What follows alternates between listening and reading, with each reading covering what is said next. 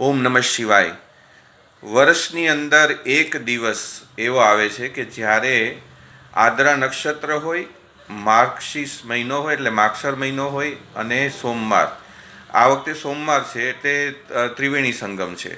16 ડિસેમ્બરના રોજ શિવ પૂજાનું બહુ મોટું મહત્ત્વ છે, કારણ કે આદ્રા નક્ષત્ર છે, માગશર મહિનો છે અને સોમવાર છે.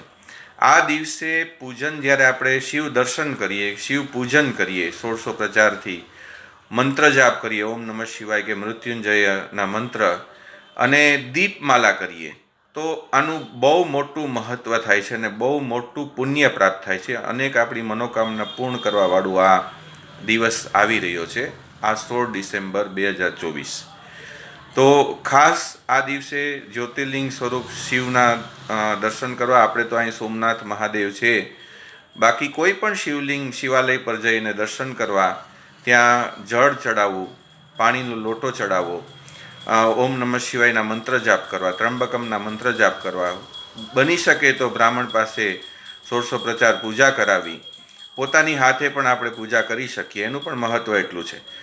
100 મહાશિવરાત્રિ આપણે કરીએ અને એનું જે પુણ્ય પ્રાપ્ત થાય એટલું પુણ્ય આ દિવસે પ્રાપ્ત થાય છે, કારણ કે શિવ પુરાણના અનુસાર આ દિવસે અગ્નિ સ્તંભ સ્વરૂપે શિવ પોતે પ્રગટ થયા હતા. જ્યારે બ્રહ્મા અને વિષ્ણુ વચ્ચે એક ઓલું થયું હતું કે ભાઈ આપણા બંને વચ્ચે મોટું કોણ, ત્યારે એ અગ્નિ સ્તંભ પ્રગટ થયો અને બંને એના ઓરછોર ના ગોતી શક્યા. ત્યારે વિષ્ણુ ભગવાને નારાયણે પ્રાર્થના કરી, બંનેએ પ્રાર્થના કરી, બ્રહ્માજી અને નારાયણ. ત્યારે શિવજી પ્રગટ થયા અને ત્યારે કીધું કે વરદાન માગો. તો ત્યારે એમણે વરદાન વિષ્ણુ ભગવાને એ માગ્યું કે આ દિવસે આદ્રા નક્ષત્રમાં જ્યારે તમારું પ્રાગટ્ય થયું છે અગ્નિ સ્વરૂપે, ત્યારે કોઈ પણ તમારી પૂજા કરે, દર્શન કરે, મંત્ર જાપ કરે તો એની સર્વે મનોકામના પૂર્ણ થાય અને એના જીવનમાંથી કષ્ટનો નાશ થઈ જાય અને તમારા શિવરૂપી આશીર્વાદ એમના ઉપર કલ્યાણરૂપી વરસે.